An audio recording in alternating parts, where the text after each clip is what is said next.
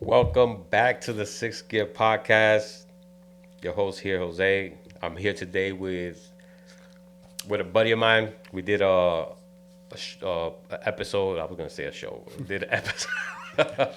We did an episode back.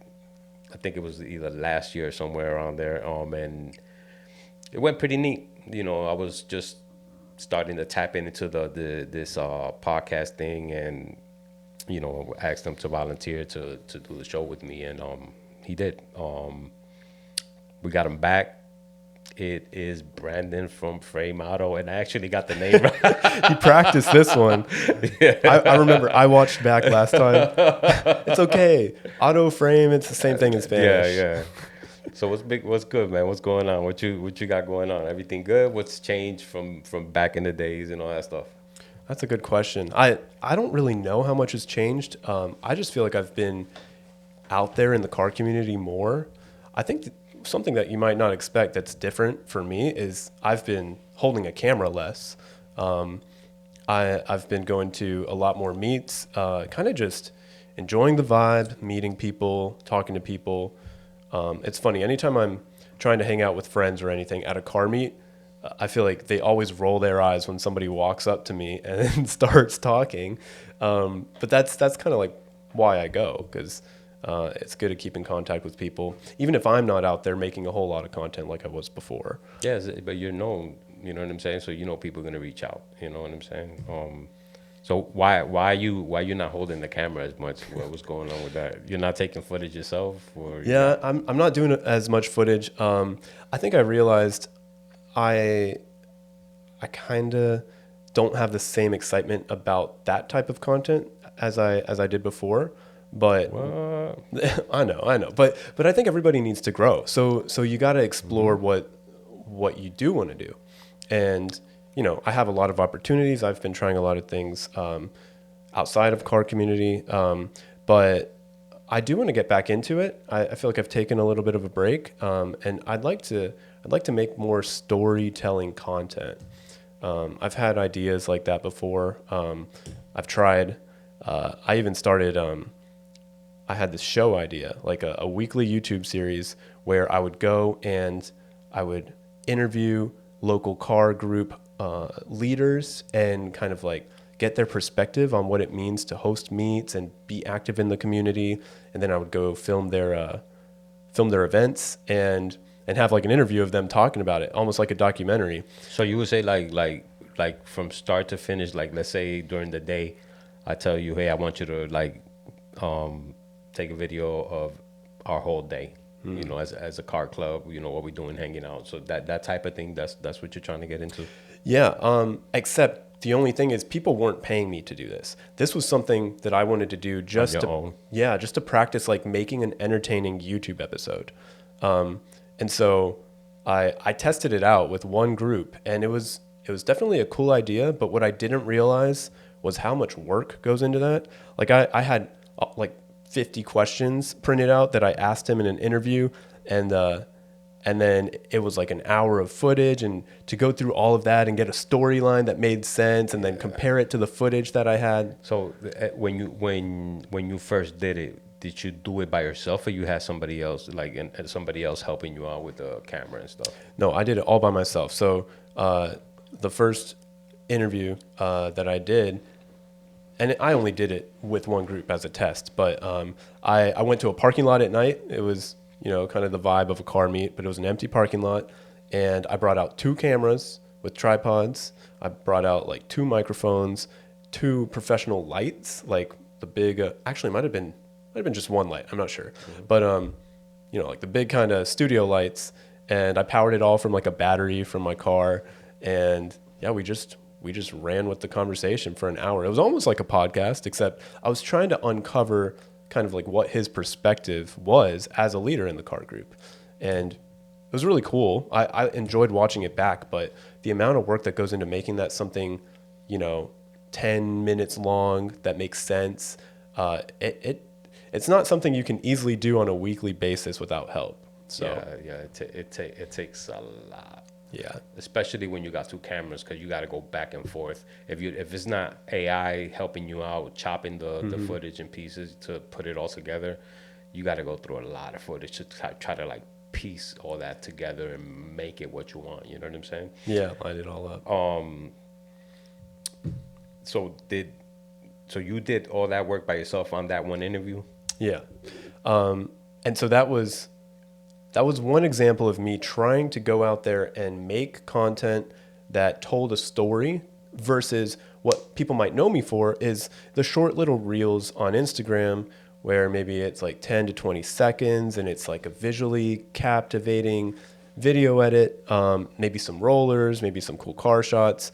But I'm trying to branch out. I think after you do that for a couple years, you kind of start to get tired of it. It gets repetitive. Yeah, you don't want to get stuck doing the same Yeah. because you get tired of it. Like you said, you get tired of it, and then that's when you lose interest in what you love. You know what I'm saying? Yeah.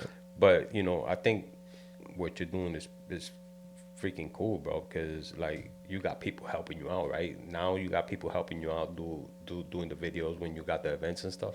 Yeah. So fortunately now we're able to, be a little bit more known to where people want to pay a little bit more money to cover events and things like that. And so I know you're one of the clients. So we cover a lot of cool stuff that Sixth Gear does.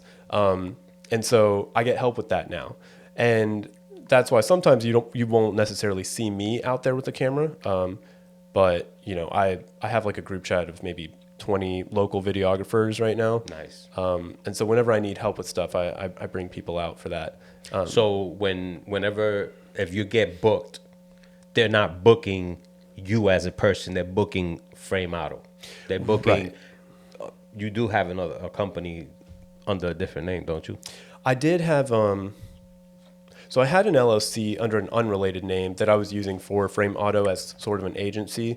What I'm trying to move towards, and I don't know how much I've told you about this, but I've tried to move towards the idea of a separate brand so that people don't confuse it with Frame Auto. Because I think people think of... I think we spoke about it one time, and we did a meet with the name. I don't remember the name, but we did a meet with the name. Yeah.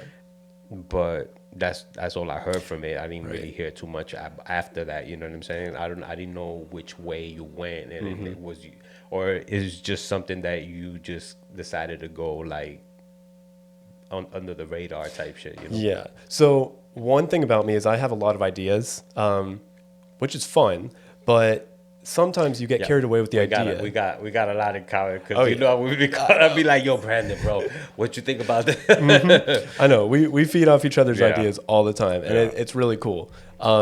So one idea I had at that time, and I don't know, this was last year sometime, was to launch my brand, which would be kind of like a creator agency. The problem is I kind of jumped the gun on that because I wasn't fully ready to commit to something consistent with that. And I was still doing a lot of personal work at the time. So I decided, you know what, instead of forcing it, I'm gonna wait till I have it down, have the systems down, and I'm ready to actually launch an account properly, have weekly content that we're posting. So I mean, yeah, I just didn't want to rush that. I feel like, and that would be like rebranding, don't you think? And I'm so against that, and not to knock yours out, because I mean you know what you're doing with your thing, but like I've seen people rebrand their either car meets or whatever it is that they're doing, and it doesn't work out as much as what they're actually doing at the moment, like their actual brand itself. You know what I'm saying? They try to go a different way, and then they leave this one lingering when after all the energy they put into that one. You know what I'm saying? And I kind of feel like that's what happened with you, that you're so focused on Frame Auto and doing all the good stuff on Frame Auto that when you decided to go with the other one, it kind of was like, oh, I don't want to leave Frame Auto. Yeah, like I didn't have my whole heart and soul into it. Like you have it on Frame Auto, yeah. Yeah. So actually, that's a really good point. The idea of doing the rebrand was not really to replace Frame Auto, but it was to create something separate that people don't think about Frame Auto with. So they wouldn't think about me. They wouldn't think about, oh, I'm hiring Frame Auto. They would just think, oh, there's this new brand and there's a lot of cool people that do cool work with this new brand. So the problem is that takes double the amount of work if you're going to be working on two brands at one time. It does, man. It does. One other reason that I delayed was because I was still figuring things out on Frame Auto. Even to this day, I don't think that the Frame Auto account is actually adjusted to the algorithm very well. I think I post too much variety. I have memes. I have stuff that happened at events, like just stuff that shocks people. Where's your following right now? How many followers you have at the moment with that count? So right now, I think we're over 8,000. You got more than me. And I was talking to Chad about that from not JDM. Yes. And we was talking. I was like, Chad, how many followers you got? I think I got like 19, 20. And I was like, that's fucked up because all of y'all got more followers than me. But the thing about yours and his, and like a lot of people that are up there in the 19s and 20s, it's that y'all is like from everybody, you know what I'm saying? From out of Jacksonville, different places. When I look at my statistics, it's just say Jacksonville, like the line is just full of all the way to the top. You might get like one or two from Puerto Rico, like a real small percentage from Puerto Rico. I think like 2% from Canada or some shit like that. You know what I'm saying? But like 98%, 97%, everything is from Jacksonville. And I think I got like 3,700 followers or some shit like that. But it's good for me because mine's is local. You know what I'm saying? I'm not doing nothing like out of state, you know what I'm saying, where I need to have those followers. But I definitely know that if I was to do something like that, I would have to probably dump money into it to make the algorithm pull me in type shit. You know what I'm saying? Well, I just want to say that's having 4,000 local followers is incredibly valuable, and I don't think people realize how important that is. Because do you know, if you're plugged into this community in Jacksonville and everything, there's a lot of local businesses around here who can really use marketing. And if you are known by everyone in this community for throwing really good events, for making really good local content, then that means local people will attend the events, local people will watch the content, and guess who local businesses need? They need local people. Yep. So that's their customer base. Yep. So I think you can charge a premium to local businesses because you know that every eye that you get is a potential customer for them. Yeah, you have more potential of getting somebody to buy from you that's local, that's gonna see that that content and is gonna bring you business because they're local. You know what I'm saying? And I kind of like tell a lot of people that too. You know what I'm saying? A lot of these guys from that do car meets and stuff. So like, get vendors, you know what I'm saying? Because when you promote it and you're doing the car meet, you're promoting the flyer and all that stuff, charge them. You know what I'm saying? Because that's how you're gonna make your revenue for your content type well deal. We can't do it for free. It's not a charity, and if it were, we would be asking for donations. Exactly, so yeah. When you're doing events like that, it costs money, it costs time. Even if you don't want to charge for your time, because I know you throw really big events and it takes a lot of planning, you have to pay for cops or security, you have to pay for promotion. Well, yeah, that's a big controversial right now because I think cops don't want to attend the car meets now. So that's an interesting point to talk about. Yeah. So that's wild. But so back to you. So with you helping with these guys, you hiring these guys to help you out and stuff like that. What do they carry their own equipment? Do they use yours, or how do you bring them in? Well, that's a good question. It would be interesting if I could get to a point where, I could give out equipment and rent out equipment to people. But right now I'm at the stage where I work with people who I know personally, who I see out there grinding. I see them, just passionate to go out and capture content. Because, 2 years ago, I was the same way. I would go to car meets specifically to get cool content because I loved cars. I loved making something cool and showing people my edits. I mean, it was purely passion for me. And I didn't start getting paid until probably like 6 months to a year in, at least. And even then, it was a little bit. So I think who's been your biggest customer right now that you've had that you can say, man, these people hooked me up. You know what I'm saying? yeah. Well, we'll only list people who don't owe me money, but Exactly. Yeah. Do that. no, I'm just kidding. But no, I think, I mean, I have to hand it to the OGs who got me into this business, who gave me a lot of opportunities, and that's Risen. I think, they've been a household name in the car community here for a while. Brandon gave me a ton of opportunities. He let me go to SEMA with them, film some vlogs, and then last year we went to Gatlinburg together, and he paid for my room and board, gave me some extra cash on top. I made some content for them, and there was enough freedom with that for me to really just enjoy the atmosphere of Gatlinburg. And this is slammed enough Gatlinburg. Just enjoy it for like a week and capture everyone having fun. And that was a really cool experience. I don't know if you've been to Slammed Enough Gatlinburg. No.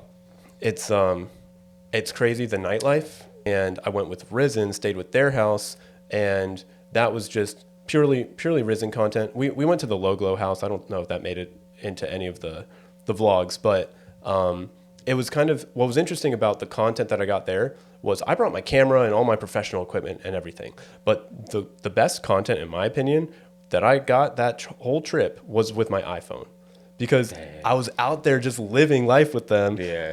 On the streets, like for the 3 or 4 days before the show happens, people already have Airbnbs and they're going out to the strip at night. There's like 3 lanes, 40 miles an hour both ways, and people just cruise. Like it was almost like a traffic takeover of slammed cars. They weren't doing takeovers, Yeah. but they were just all over the road. It was 90% slammed cars. You had people throwing flames, people scraping, people getting stuck. And every street corner, it's like a whole tourist area. There's like crazy buildings and everything. And every parking lot at night, it was like they were all a car meet, different car meets. You just walk from car meet to car meet. It's just ongoing. There's like a famous gas station that everybody goes to and gets crazy content there. It's like packed with cars. It's a crazy vibe. And it goes on like every single night. Didn't they change the name of it this time? They did. They technically changed it to Slammed Enough Sevierville. I don't know if I'm saying that right. Sevierville. But that town is just 30 minutes north of Gatlinburg. The problem is, a couple years ago, there were some takeover that happened, and the city don't want to, I think, give them permission to do it in the same spot. So I think they moved it somewhere else, right? Right. So they changed where the show is, but the strip is still the strip, and people still go there. So there's cops sitting like on every street corner, and they'll let you they'll let you shoot flames. Like I didn't see anyone in trouble for that. They'll get you for speeding though. One of my friends got caught for speeding, and then they threw the book at him. He had some purple underglow, and they called it blue, which is apparently illegal. So yeah, over there, yeah. So he got a big ticket for that. But I mean, if you don't speed, you'll probably be okay. So when is the next Gatlinburg? I think that's October, first week of October this month, or this year. So that's something that I think would be exciting to go to. I don't have a place figured out to stay yet, but I've thought about like what would it look like if I booked my own house and maybe invited some friends, maybe some content people. Well, that would be crazy. Why would that be crazy? Because you would have everybody in there doing content. What are some? Give me some ideas because I'm trying to brainstorm. Like, how can I take advantage of that? Well, right now I can see it, but I couldn't tell you how. You know what I'm saying? What I can see is just like the atmosphere, like the hanging out, all that stuff. You know what I'm saying? Everything that happens when you have like multiple people hanging out in one house. Yeah, one thing that's always inspired me, and I've thought about doing it, but I never really knew how to start. I feel like this would be a great way to start it. Would be to have some kind of a content house. I know that was really popular when TikTok was first starting, just like with all the influencers, Yeah. general TikTok dancers and stuff. And I mean so that's an old format, and there's been a lot of problems with that. I haven't seen any more dancing on my TikTok. Yeah. Like everything I see is like car stuff and like shit that's happening out there in the cities and all that stuff. But like I get a lot of conspiracy shit too. Like I'm like, what the fuck? But I just wrote, and I think it's because I believe a lot of that shit. I feed into it. That's what it is. Well, if the thing is, even if you don't like it, if you watch it all the way, they're like, "Oh, check, he enjoyed that." Yeah. So Even if you like hit a like on it, it's like, okay, now you gonna flood your shit with Yeah. all you know what I'm saying? they try to understand you, it's really cool that algorithms can do that. But it's also important to think about, like, as a content creator. I know you create content, I create content. You have to think like, who is watching my stuff, and who do I want to watch my stuff? So what when creating content, right? Now that we're talking about that, what do you recommend people to do in order to get attention with the content? What are the key things that you have to look for to be able to put out there to be able to grab their attention and engage with the audience? So that's one thing I was thinking about, especially when I was thinking of launching my own brand. Because I'm gonna tell you what, dude, like the videos that you've done for me, bro, like crazy. So that's one Crazy. thing, right? Is capturing authentic moments. People want to see situations that they don't see every day, but that they can relate to or imagine themselves in. And if you have a lot of people who are into Dope. cars, That's dope. That's Yeah. dope because you capture that when you're doing your videos. You know what I'm saying? It's like for example, the last video that we did at the meet, that I was like, yo, Brandon, I want this video, with this music. And I told you that, like, I think it was weeks before the meet.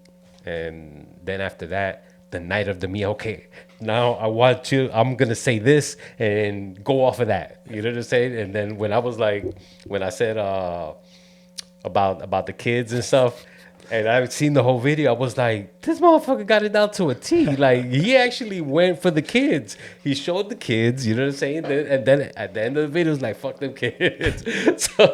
So when I'm going through the video, I'm like, okay, I get it. No, I get it. But it was dope. And like, I got a lot of views off of that shit. You know what I'm saying? Like, but, you captured what was going, everything that was planned for the video. Everything went hand in hand. That's cool as fuck, dude. for the record, I just do what they tell me. This guy's a genius. So if he wants it in there, it'll be in there. But yeah, no, when it comes to capturing an event, I really like to capture people having fun, and especially when it's an event that's official. Like, I know there's some brands like yours where you want it to look official because it is. Yeah. It's like there's a lot of work that goes into that, and you want it to be an environment that's family friendly. Exactly. And I think that's different from what some people expect from car culture. And in a way, when you did what you did, showing the kids and showing all that, you know what I'm saying?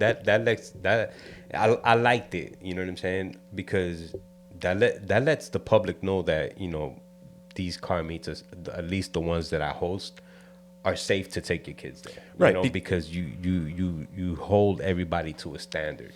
Everybody that shows up, they see what's going on. They see there's kids, walking around. There's kids playing around, like with the carts. You know what I'm saying? Everybody's enjoying themselves. Don't nobody got to worry about a dumb motherfucker that comes down with this car. You know what I'm saying? And shit happens the way that happened in that other car meet. He wasn't part of it, but he seen that everybody was there, and he thought, I don't know what the fuck went through his head, but you know what I'm saying? Like, it is what it is. That's another subject, but people see that in the videos. They see the kids out there playing. They see families with their kids and all that stuff, and that's what you're putting out there, and that's what grabs the attention of, like, the adults, families and everybody, and that's what makes your car meets, worth going to. Yeah, and that I've thought about your meets a lot. I don't know if how much you've talked to 904 meets, but we're pretty close, and we've talked about a lot of ideas as well. And one thing that I think has been I seen something that he did that was kind of mimicking something that I did, but I'm gonna leave it at that. okay. All right. Well, I just wanted to say I think he has mentioned how you were an inspiration. So I guess people. Well, then it's like that. Then I give you a pass. You good? Oh. Well, I know if you're doing good stuff, people always want to copy. I mean, I when I see stuff like that, I don't, at the beginning when I first started and I seen people do things similar to what I was doing, that used to get me mad, because I was like, damn, people can't do your own thing. You know what I'm saying? But now I'm like, if I'm doing things right and they're doing the same thing I'm doing, there's no reason to be mad, because they're actually following the way. I'm actually showing them the way on how to do things the right way. Right. And your brain is similar to mine, I think, in the way that you come up with new ideas. You just have like a knack for that. So you can come up with original ideas, and a lot of people can't do that. Yeah. And so they might be better at something else, but they can't come up with original content. And so even whether it's content or event ideas or activities or whatever themes, if you're able to come up with something original, other people are going to copy it, and maybe they'll try to do it their own way. But you're the one coming up with the new ideas, so you're always ahead. Yeah. And you'll always see what the next thing is. Yeah, I used to, but like I said, I used to get mad, but now I don't even do it. Like I don't even bother, entertain it. I'm just glad that they're doing it that way. You know what I'm saying? Because that shows a lot. You know what I'm saying? It shows that they're trying to be responsible. They're trying to do things the right way and stuff like that. And that's cool, man. Like, big up to you guys for doing that. And props to you. Well, one thing I was going to say about the way that he thought about doing meets was, and I think we've probably talked about it too, but I know you're talking about how I can capture meets a certain way and all that, but it's only easy to do that if it's a good meet. And so there's certain things that can happen at a car meet that are really good to capture for Instagram. Some things that are good for the meet and some things that are bad for the meet sometimes, as you know. Mm-hmm. But either way, if you are creating an environment where people can do exciting things. Like, I saw people doing, I don't know if I'm allowed to say this, but like dumb, silly stuff, like dancing, maybe like sitting on top of cars that are driving through the parking lot, like not doing anything obnoxious, but just like having fun with their friends. That's my point. That's when people see stuff like that happening at the car meets, they're not driving like maniacs down the parking lot with the kids on top of the car. They're actually just cruising by, whatever, and it looks fun. You know what I'm saying? Because they're being responsible. They're not racing the car down the street. You know what I'm saying? So you look at that, you like, man, that's the type of shit I used to do when I was young. You know what I'm saying? Or when I was their age type deal. And people see that and they like it. And even some of your activities, like car limbo. I know you're known for that. Yeah. It's just little things. I haven't done that in a minute. I got to get back to that. Bring it back. Yeah. Yeah. I mean, you need space and help with that. Obviously, if you're running a big meet, but no, you have ideas like that look good on camera. So that's kind of the bottom line for me is, can you throw a meet where you think, how is this going to look on Instagram? Is this going to look really cool? It could be even something as simple as, and I did a meet collab last year where we had this idea of kind of like arranging the cars in a certain shape. And, it was a small lot. We could only do so much, but... I remember that. You remember that? Yeah, you hit me up. So, yeah, I remember that. Yeah. So, that was a little test run of some ideas. And I guess the idea is always be coming up with new stuff and always be thinking, how's it going to look on online? And that's how you get a lot of views. So... I think that was your original question. Like, how do you make good content? So we always just it has to be a team effort, is what I'm saying. So. Yeah, but that's cool though, because You get it out there, and you know what you're doing. Um, Are we allowed to talk about the negative things in the car community at all? I yeah, know, I know there's been we kind of go through a cycle every summer, like where things are looking up and then it's like, oh no, now everybody's trying to be careful. yeah. It's like last summer, it was a lot of new car groups coming out and popping out, and you know what I'm saying. And everybody, everybody was throwing meets at the same time, whatever.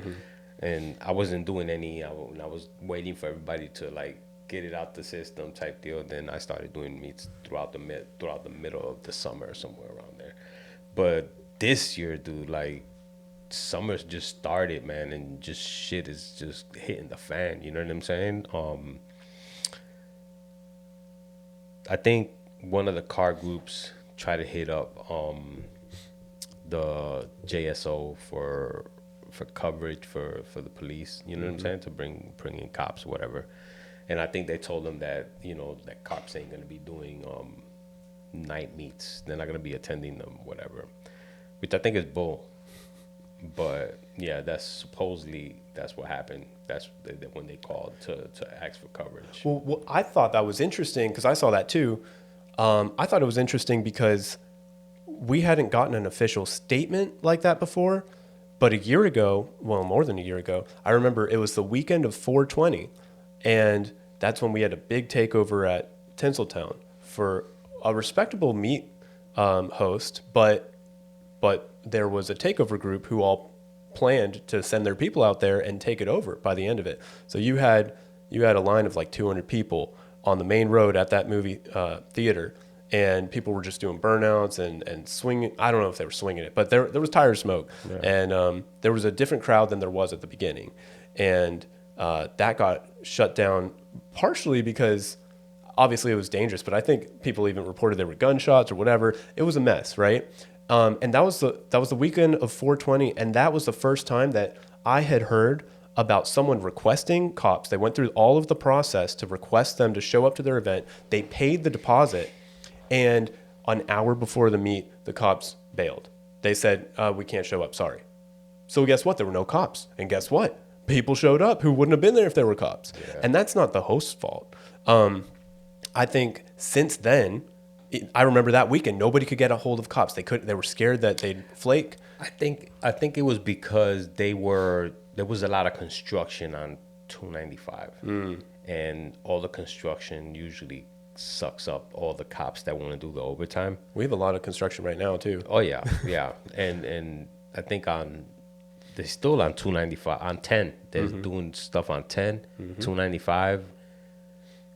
And usually all that takes a while, you know what I'm saying? It takes years for them to finish these roads. And every night I see like 10 cops in one section just chilling. Just chilling. Yeah. Because that's what them motherfuckers don't do shit. They turn their lights on and just sit in the car and just chill, you know. I mean, they have to slow people down or whatever. Yeah, but they don't do nothing. But back to the point, I think ever since then, people started thinking, if I'm going to throw a legit meet and I don't want a threat of it being shut down, I need to hire private security. So that started being a conversation, and I've seen multiple groups do that, right? We even did that for a collaboration meet that we did. Yeah, I did it at Best Buy. We did it at Cars and Camera. We did Umami, I think. For that one. Yeah, we had Cars and Camera. I think those were the two times we did it. We did security, but it's more expensive, right? And not as efficient as having a normal police officer there, that can actually do something about what's going on. You know what I'm saying? But that's not your fault as a host. Like, we're working with what we got, and I think as long as you have people making an effort, you really can't blame them. When I see all the things that happen at the car meets, at least the ones that are not mine, and the way people react towards the revving and the burnouts and all that stuff, we go through a cycle, like you were saying, every summer, right? you have the old people. They're already adapted to getting to the meets. If you're gonna rev your car, rev it, a little bit, whatever, while you doing reverse, whatever, don't rev bomb it. They get that. They're already at the point where they get it, They get to the car meets like nothing. They pull up, they park, and they go about their business, talk to their buddies, whatever. So now you got summer coming in. You got the new kids just getting out of high school, just got their license, just got their cars, and they pulling it through the car meet. And guess what they're doing? Red bombing. Some of them will probably do like a burnout, but it's because they're not being taught. Right. Before they get to the car meets, they got their head that everything they see on social media with the burnouts and that's what they're going for. Right. I think in Jacksonville we've made it real clear that this is a no takeover city. This is a no takeover city, and a lot of people get it because at one point, there was takeovers. The people that did it, they used to do regular car meets. You know what I'm saying? It got to the point where they started doing takeovers, but shit happened. A lot of when they did the raid, a lot of people went down. You know what I'm saying? Don't nobody want to go down, lose your license, lose your job, over a burnout, over taking over a street. You know what I'm saying? Look at all the accidents that have happened. Right. You know what I'm saying? And when I see somebody do a burnout and then everybody online just loses it. Everybody just fucking loses it. Oh, he's doing a burnout, blah, blah. Dude, like, you're making it worse. You know what I'm saying? Because the more you go online and talk about it, the more the gossip spreads. Well, what's interesting too. Obviously, my perspective is from the content, right? You talked about kids having this idea of what's expected from car meets, what they're like, and that's usually because the most popular videos they see of car meets are usually the takeover ones because those are the most graphic. Yeah, because that when they're throughout the whole time they're in school, this is what they're getting fed, the takeovers and all that stuff. You know what I'm saying? So when they get to the car meets, they think that's what that's about. It takes them a minute to get back, to get it through their head that when you get to a car meet, that's not what you do here. Well, there's also two types of people. I mean, there's people who do it and they know you don't like it, and then when you hate on it, then they think that's funny. A lot of people like to have beef online or in person or whatever, and it's entertaining, and that's fine for some people. I don't like to be part of that, but then there's people who just they were misinformed and they didn't know. But on the first half, the people who are doing it and they get feedback and people start fighting them online, that's engagement.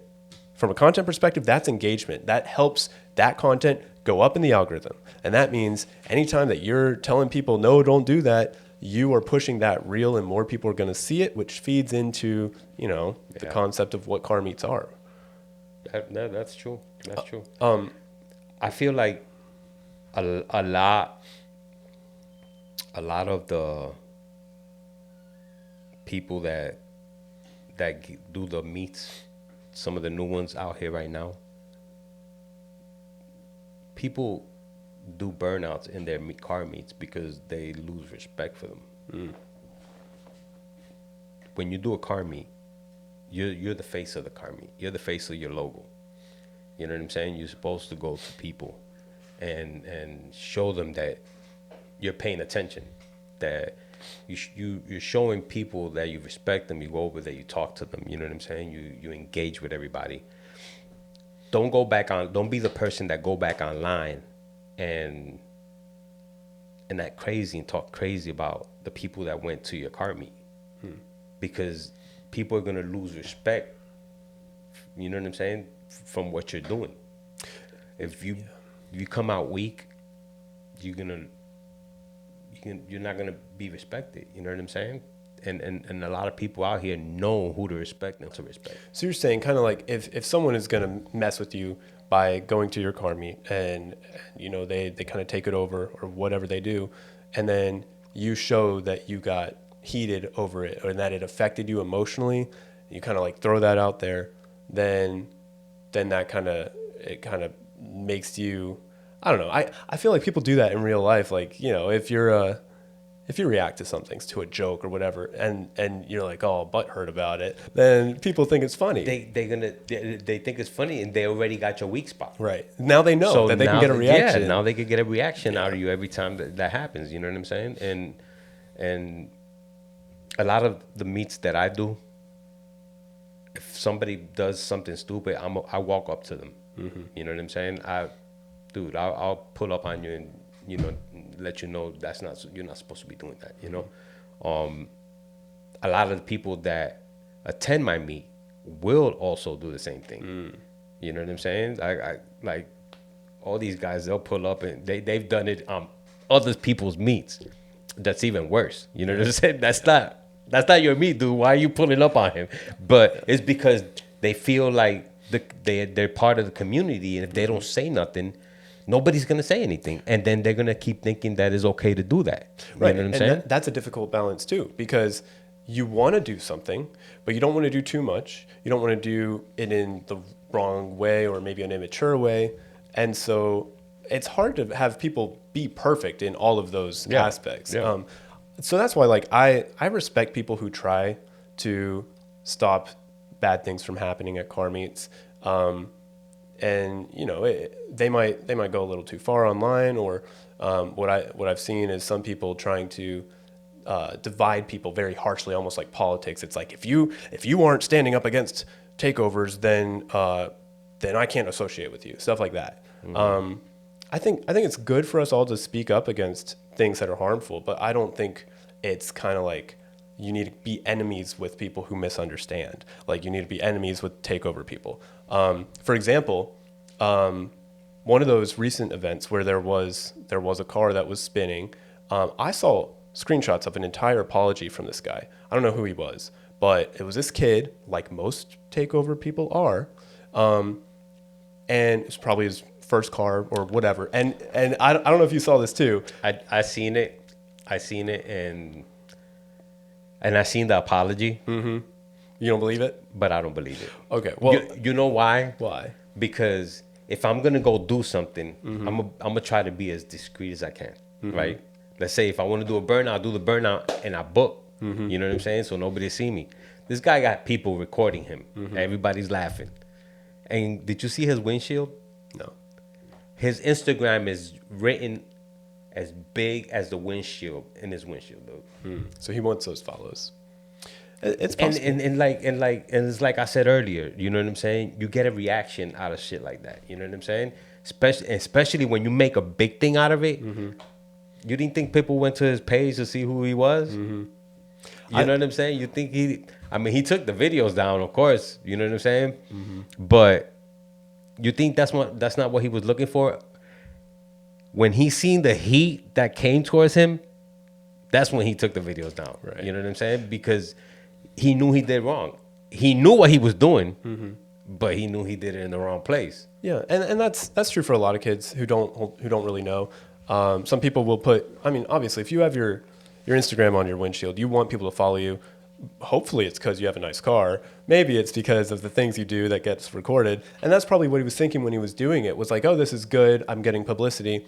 And whether he was genuine or not, I can't judge that. But I'm sure there are many kids who are brand new, and they go and they see that the environment is encouraging that type of activity. You have people around with their cell phones, and they're all saying, spin it, slide it, whatever. And so you feel like you're doing the right thing, like that's what you're supposed to do. If that's your first car meet, then I can forgive that. But I think those people need to be told pretty quickly that that's not what car meets are in Jacksonville. Yeah, and what I also think that happens a lot is that when you get summer or holiday or whatever that comes up, you get a lot of people from out of town that are new here, and they've been to the car meets probably one or twice, 1 or 2 times, 3 times. You know what I'm saying? They don't actually know how Jacksonville moves. You know what I'm saying? So they figure it's okay, and they start doing it. I mean, and because you know who the locals are, and you know the new people. When he's doing donuts and dumb shit like that, this motherfucker's not from here. Yeah. You know what I'm saying? Because nobody does this shit like that in our car meets. You know what I'm saying? So as soon as he was like, oh yeah, that's a new guy. Right. Well, what do you say to someone who maybe they're on the fence, or maybe they just maybe they still think it's cool to do that kind of stuff in our local chill car meets? Like, how do you convince them that that's not how it is? You just talk to them. I mean, I try to be as nice as I can, and I let them. I try to be understanding with them. You know what I'm saying? And I always either I'm by myself, and when people, when I start running, I start walking real fast, and I'm headed towards somewhere. The guys see that, and they're like, yo, let's go, and they'll follow me. You know what I'm saying? And when I pull up I'm not by myself. Right. How I might look that I'm by myself, but I'm not by myself type deal. You know what I'm saying? I always got somebody watching behind me, and I really don't need it. You know what I'm saying? But they're always behind me. I think it comes across too that you have that authority and that backing. What, in your own words, I don't know if I'm allowed to ask you questions, but how would you describe the harm that comes from takeovers? Like, what's so bad about takeovers if you're explaining this to someone who doesn't think they're bad? Dude, it closes the doors for everybody in Jacksonville, like it did at one point. When they were at their highest peak here in Jacksonville, people wasn't letting anybody do car meets anywhere. You know what I'm saying? The only ones that was doing car meets in Jacksonville when the takeovers were a thing, and when the takeovers were at their peak, was Stacker used to do car meets with cops. Our boys used to do car meets with cops. I don't think Risen was around by that time. But no, Risen wasn't around at that time. Risen been in the car scene not. I think 2022 or so. Yeah, somewhere around there. They started with the Camry group in the Toyota. I remember their first meet. It was at the Toyota dealer on Edgewood. That's where their first car meet was. But it was Stacker, our boys, and the takeovers. When the takeovers were at the top, the our boys used to do their meet once a month, and Stacker used to do it once a month or whenever he felt like it. Then when the car meets were at the top, like nobody was doing car meets, I started doing car meets on the west side. So I was like, I gained the idea from them. So let me get cops, because they wasn't letting us pull up anywhere. They were shutting, like if we was to do it somewhere, they would shut us down, and you know what I'm saying? And I was like, I'm not gonna do a car meet and then get me shut down, So I was like, I'm just gonna do the same thing that they're doing. I'm gonna get cops. So I went and got cops, and that's when I started them at AutoZone. But now, if everything starts getting shut down because every car meet turns into a takeover, then what are you gonna do, right? What I feel like your best defense if they try to shut you down is to ask for the cops. Go through the process. Send the email, make the phone call, and they'll send you the email back with the denial. Once they send you the email back with the denial, print it. Because that's an event that you had scheduled, and because of the police canceling on you, you're not gonna cancel your event, because you already had it scheduled. So when the cops pull up on you, you show them your permit, not the permit, the email, like they canceled, and that you wasn't gonna cancel your event because they canceled. They're the ones that failed, not you. Well, it also probably helps if you do have a written permission from the property owner, I assume. Not really, because if you come to look at it, let's say Pizza Hut over there at by Umami? Harbor Freight, Oh, okay. Yeah. okay, or Umami, whatever, and they tell you, yeah, come on, bring the peoples over here, whatever, and let's do a car meet and whatnot. If something happens in the car meet, Umami's not responsible.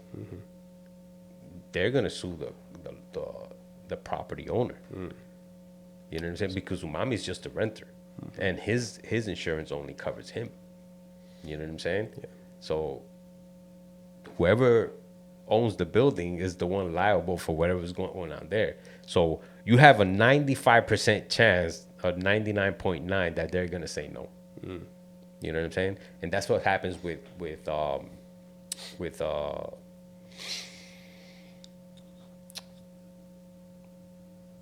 McDonald's is on Blanding. What's Old Town Pottery? Old Time Pottery. I did a car meet there one time, and they didn't shut it down. The second time I tried to do it there, they shut my shit down because I had to go through the owner of the property. Yeah. And when I went through the channel, they was like, no, we don't want that shit here. Yeah.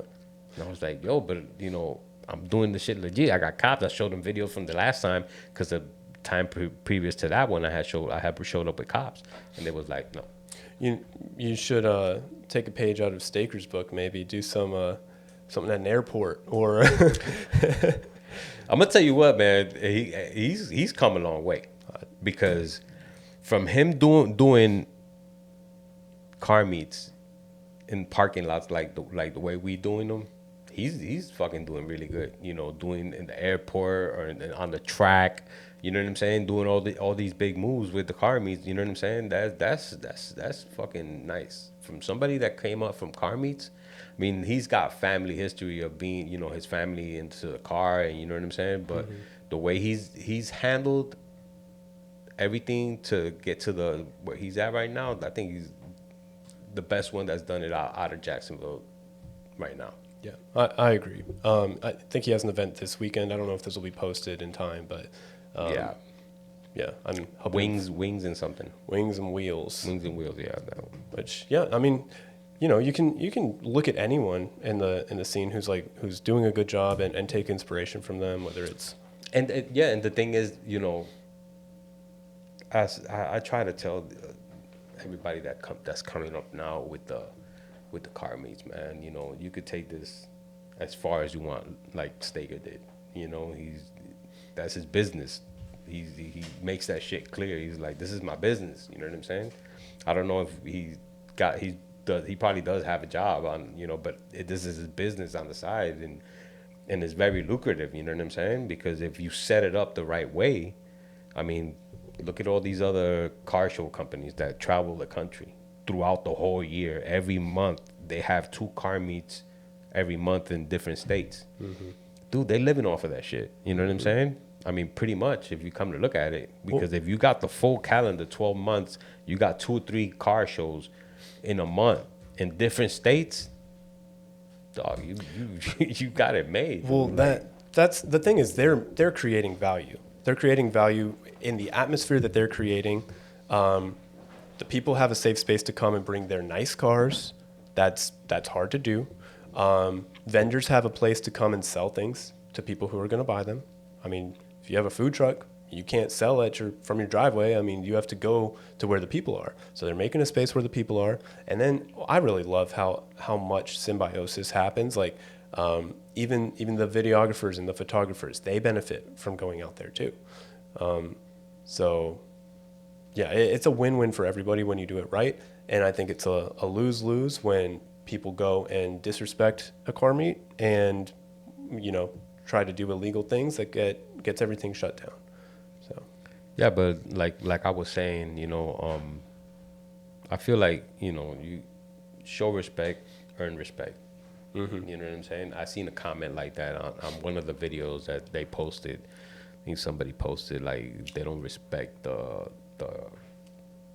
host, they disrespect the meat or some shit like that. Somebody posted, and that kind of made a lot of sense to me. You know what I'm saying? I'm like, damn, dude, like that's kind of true, because if you don't, nobody respects you, they're not gonna respect anything you do. You know what I'm saying? So it's kind of crazy. But once again, you have to show you respect your crowd. So in order for your crowd to respect you, you know what I'm saying? So I mean, but these guys that are doing meets now in Jacksonville, they're starting now. They're trying to get the grip of it. And eventually they'll get it. If they stay firm and consistent on what they're doing, and they keep doing things the right way, they'll get it right. I mean, it's a matter of, it's just time. And every time something goes wrong, you're gonna have people in the background talking shit. Right. You're gonna have people doing memes on your ass. You're gonna have people fucking. You know what I'm saying? You're gonna, and we have like the crowd for everything. We got the people that do the memes that'll burn you the fuck up. You know what I'm saying? And don't get mad at them. You know what I'm saying? Because a lot of the shit that they do is kind of bringing awareness to what's going on. You know what I'm saying? If what happened with the car, if Chad went and did a meme over the accident that happened and the car burning, and that's all true. That's you know what I'm saying? That it's all true. But yeah, let's jump on to the next subject. We was talking about morning social. He had actually started with morning social, then he jumped into doing the night meet. I seen the video that he packed the whole place up. Some of the guys tried to go there and they couldn't, they had to turn them away because it was packed, or I'm not sure what happened, but I know it was packed. It's a good problem to have. I went, I attended. It was really cool. I had to park in the grass, but that's okay for me. I don't know about the other guys, but no, he did really good at packing that thing. So a lot of cool cars too. Technical difficulties over here. What happened was they get you out of your groove, man. I know, we were in a rhythm. We were going at it for like 15 minutes, talking about the takeovers and Chad and the solutions people have to do because of it. I think people are getting smarter. I know you, Sixth Gear, you've kind of shifted to doing morning meets, and it's just a better crowd. I think more mature people tend to be going to morning events compared to night events. So if you want to have something with nice cars show up, you do something like that. I know Kyusha is one. It's a really cool Japanese show, 60s to 90s JDM. They're at a local donut shop, and then at Sixth Gear, of course. There's a couple others starting to pop up with morning coffee themed shows, and then of course Morning Motor Social. I feel like he came up really fast with that morning social thing. Well, Chris I think he's an idea guy too. I've talked to him for a long time. I know he's friends with Chad too, and he's had all these ideas, and I think he's gone along with a few of them. I don't know if one was an energy drink. I know he had a lifestyle brand, and you get different levels of success with different things that you do. But I think this one really popped off because he's laid the groundwork for just creating an atmosphere where people feel safe, and building that network, and just building something that people believe in. So he's done a lot of good work lately. He started with North Florida Supra. He was I think he was the founder of North Florida Supra, either him or Chad, one of the two. But I know that when Chad introduced me to him, he was like, hey, he's the group owner or whatever. And so, but that was when everybody has Supras, now nobody. Yeah, so North Florida Supras with no Supras. No Supra. It's okay. They graduated. It's fine. But yeah, that's how he started with the Supras. Then he made the approach he asked me if we could do a car meet over there at the Chinese restaurant where in St. Augustine. I think you went there. Did you go there? Yeah, you I did the don't video remember. from there. Oh, was it your event? Yeah, Did you pay me? yeah. I know he didn't pay me, but I think I paid you. then probably. That's the intro that I used for the podcast, Oh, where okay. the yellow McLaren. But that was before it was Morning Motor Social. Yeah. Okay, They okay. were still supers. Yeah, They still yeah. had supers. That was a good event. Yeah, it was. I did limbo over there and everything. So he like asked to do the car meet over there.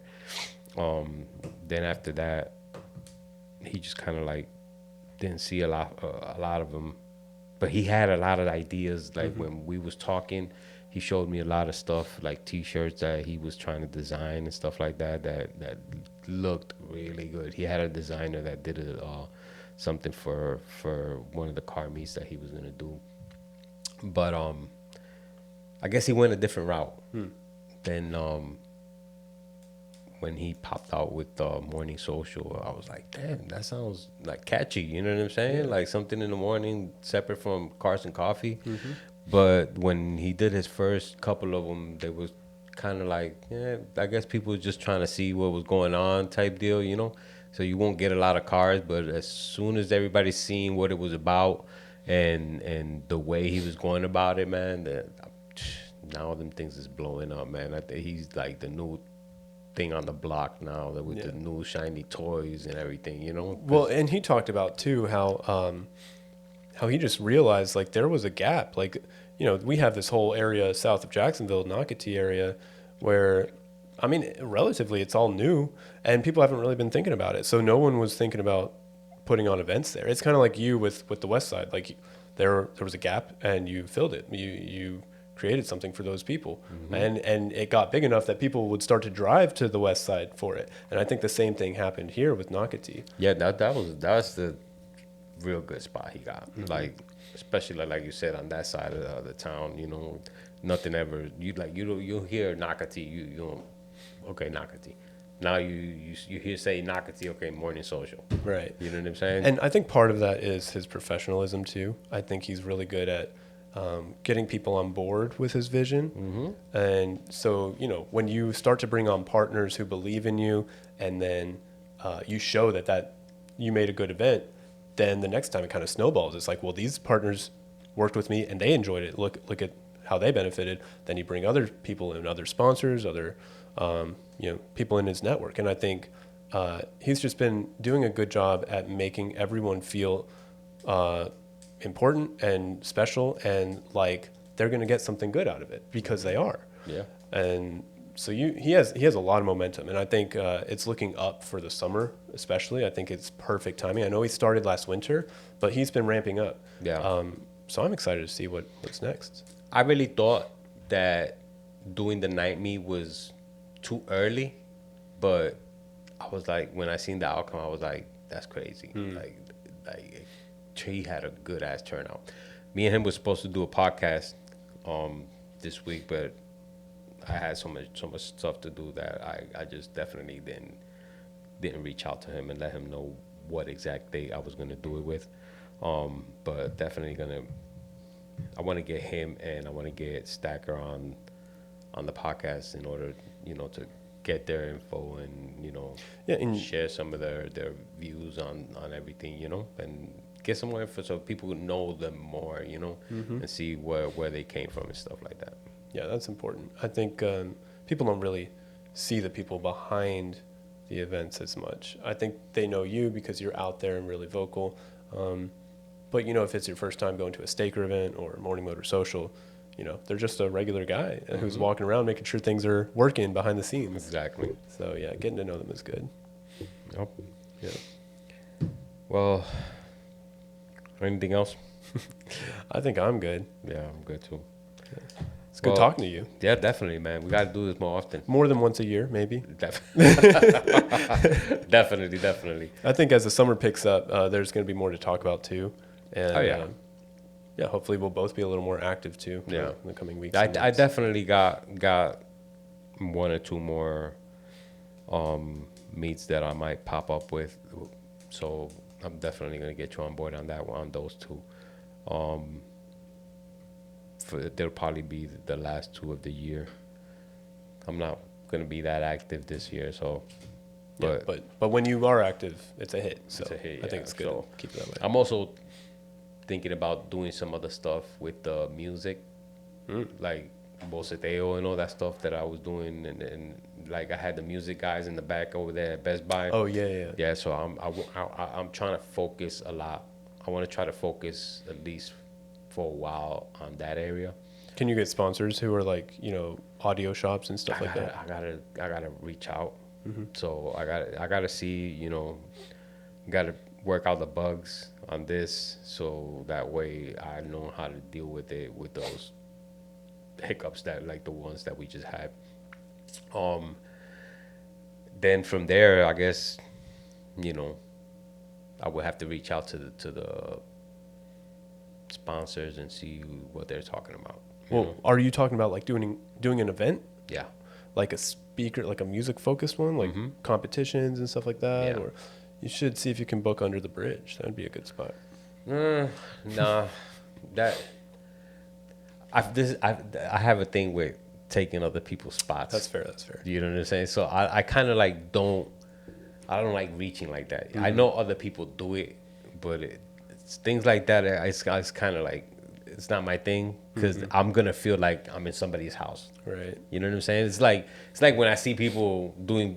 I would at the time that I was doing Best Buy, when I seen people doing at Best Buy, that shit used to feel so uncomfortable, because dude, that's my spot. You know what I'm saying? That's everybody knows me for that spot. No, I know how that is, because sometimes even I know Burning Night used to host at Steak and Shake on San Jose. And it's weird because, like, I go over there and I'm like, no, this shit don't feel right. You know what I'm saying? Because that's somebody else. Even when I see the flyers, I'm like, come on. It feels like people just think in their head, they see the spot and they think, oh, that's Burning Night. And they don't read the flyer anymore. And it's like, oh. Now you know what I'm getting at, because once you're known for that spot, you know what I'm saying? It's weird when you see somebody else in there. You know what I'm saying? It's just not the same type deal. I wonder if we'll be able to do that spot anymore after what happened. Already went over there. They was like, no. I was like, wow. That's unfortunate, because I know people were talking about expanding to different locations, different Steak and Shakes too. So. Yeah, but Best Buy, they're not having it. No. I went over there and spoke to them, and they was like, nope. See a car in here at the time that we're leaving, or afterwards, or we have to come over here and check because the alarms went off. We call them cops. He was like, they fucked it up for you. Yeah. It's like, all right, man, sorry. It's like, it's not my fault, but I tried. But they know what's up. So, I'm still good with them. But, now we're shooting for the South Side. That'd be cool. Yeah, that's why I've been doing them over there this whole time. You know what I'm saying? The last 3 or 4, I think I did them over there. The Nada Meets, we've been doing them over there with Chad and them. And, this South Side now. That's what's up. Because before, that's where all the meets used to be held, at the South Side. And everybody had to ride over there. So until I started doing them over here, everybody riding over here. So now let's take it back over there for a little bit. You know what I'm saying? Kind of let the West Side cool down a little bit, because it's been way too hot out here. Yeah. With the accident with the kid and the car burning, and even though the car burned down the South Side, I think Tinseltown. But oh shit.